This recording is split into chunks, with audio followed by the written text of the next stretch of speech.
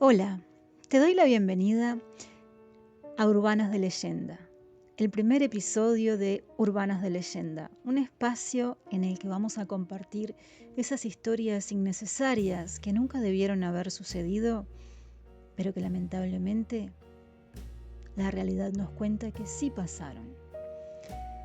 Hoy vamos a ver el repulsivo caso de Anatoly Moskvin, cuando las muñecas no son un juego. Anatoly Moskvin nació en Rusia, más precisamente el 1 de septiembre de 1966. Llegó a recorrer 752 cementerios y también fue un ladrón, pero no un ladronzuelo de poca monta, ni mucho menos uno de élite, de esos que se enfundan un pasamontaña y atracan bancos. No, sino un ladrón muy peculiar, porque lo que Moskvin no podía resistir robar eran nada menos que cadáveres. Si alguna vez alguien te contó que en Rusia había un hombre que convertía niñas muertas en momias, no te mintió. Si quieres conocer su historia a fondo, has llegado al lugar correcto. Prepárate, porque lo que vas a escuchar a continuación podría convertirse en tu próximo terror nocturno. ¿Estás listo para descubrir la aberrante mente de una persona que convirtió las muñecas en algo siniestro?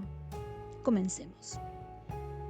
El repulsivo caso de Anatoly Moskvin, el macabro artesano de muñecas. Corría el año 2011 cuando las autoridades rusas no cesaban en su desconcierto. Los saqueos de tumbas se estaban haciendo moneda corriente en la ciudad de Nizhny Novgorod. Como la policía no daba abasto con la cantidad de tumbas profanadas y el responsable se las había ingeniado para burlar la sagaz vigilancia de los agentes, se tomó la decisión de contratar a un experto en estudios celtas, así como también historiador, lingüista y filólogo. La persona en cuestión respondía al nombre de Anatoly Moskvin. Después de haber estado colaborando, y abro comillas aquí, con la policía durante un tiempo, un día Moskvin es visto salir de uno de los cementerios con una bolsa. Lo que menos hubiera imaginado la policía, que había solicitado la ayuda de Moskvin, fue que esa bolsa contuviera huesos humanos. Así que, tremenda y por demás desagradable, fue la sorpresa que se llevaron al aparecer de sorpresa en el apartamento de quien hasta el momento consideraban su colaborador de confianza. El panorama que los agentes hallaron sobrepasó los límites de lo imaginable.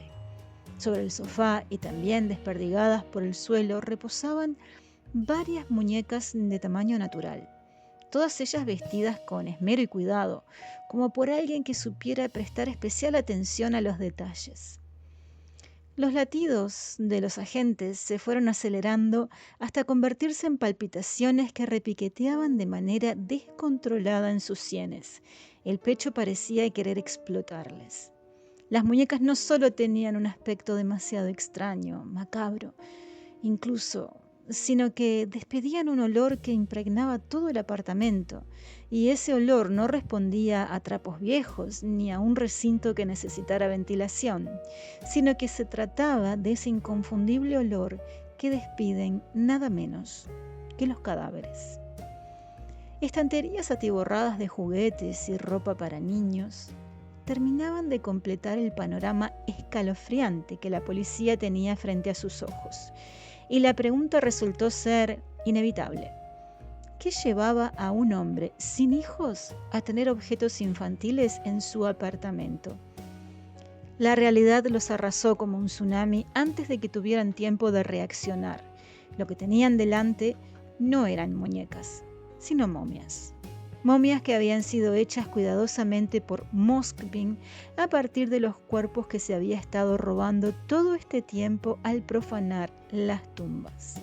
Las tumbas que la policía le había confiado para que los ayudara a descubrir al culpable que durante más de 10 años había estado cometiendo semejante aberración.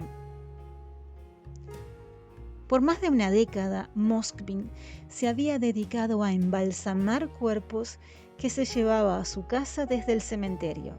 Lo hacía con la ayuda de sal y bicarbonato de sodio, los agentes químicos perfectos para deshidratar y disecar los 26 cuerpos de niñas y mujeres de entre 3 y 29 años de edad al momento de haber perdido la existencia. Una vez los cuerpos quedaban disecados, comenzaba el trabajo artesanal y siniestro de rellenarlos con trapos viejos, vestirlos con prendas coloridas y maquillar sus rostros para simular vida en esas niñas y mujeres que un día supieron regalarles su alegría y vitalidad al mundo. Pero en la momificación no había terminado su macabro pasatiempo, sino que Moskvin había redoblado la apuesta al confeccionar máscaras de cera para sus momias, máscaras en las cuales pintaba expresiones de lo más aberrantes con esmalte de uñas.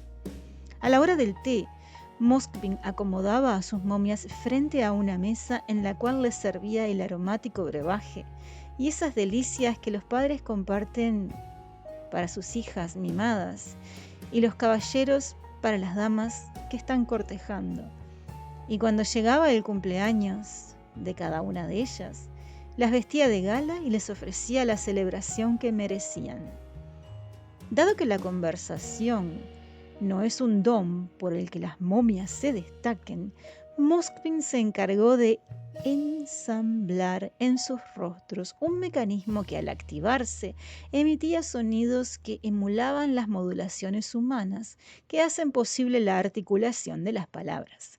De esta forma, Moskvin obtenía de sus momias aquello por lo cual las había creado: compañía y entretenimiento.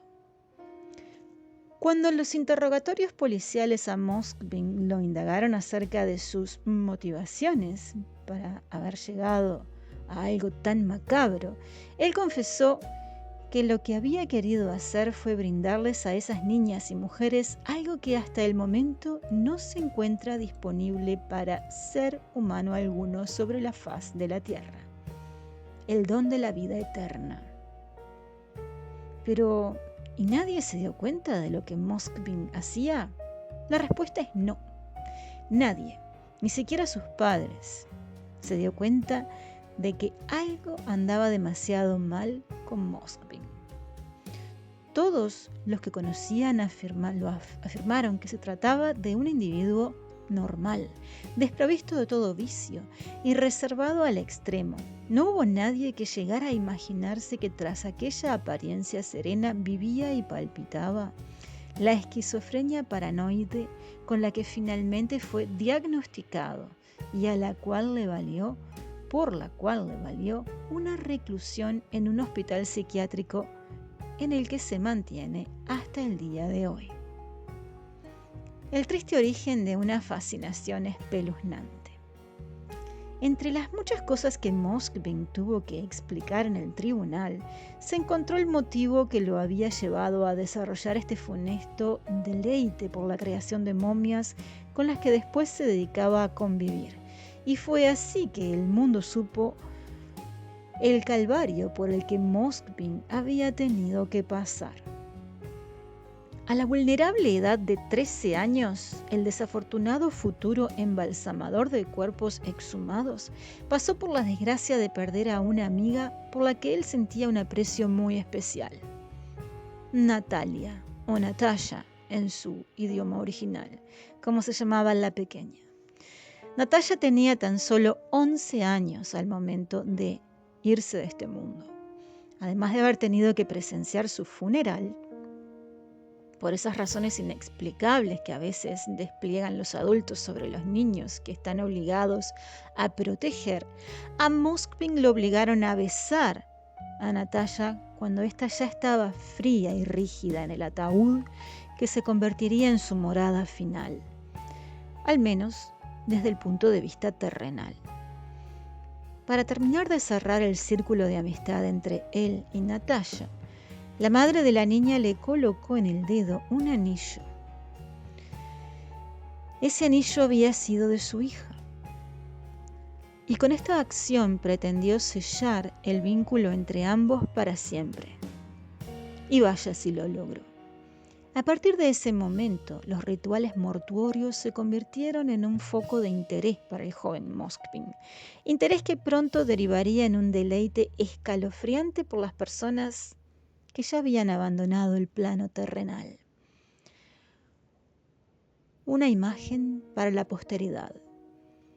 Así como quien le arrebata la vida a alguien con recrudecimiento y alevosía se lleva un objeto o una parte del cuerpo de la víctima, Moskvin realizó un exhaustivo registro de las tumbas que saqueó a lo largo de los 10 años en los que se dedicó a exhumar cadáveres.